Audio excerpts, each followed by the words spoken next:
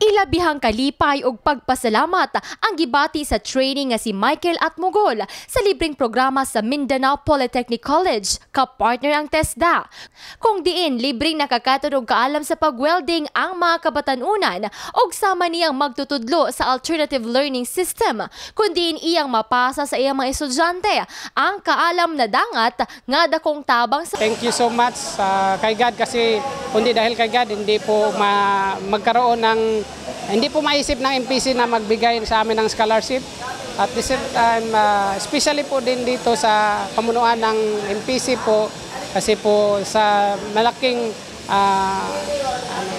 po ang kanilang maitulong sa amin, lalong-lalo na sa mga out of school youth sa Malungon.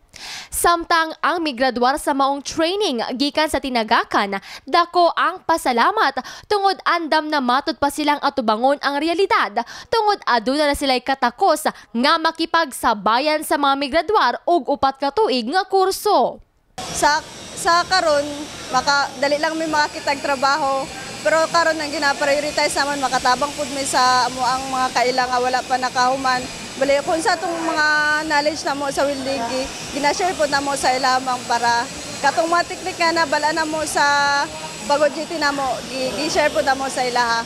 Mao instructor nga si Geoffrey Salanyo, bisan siya nalipay nga dunay programa susama niini nga dakong tabang sa mga kabatanunan. Ubay-ubay nga mga kabatanunan nga kabahin sa out of school youth ang gikuha sa MPC aron i-assess ang katakos sa pag-welding human sa 34 kaadlaw nga training.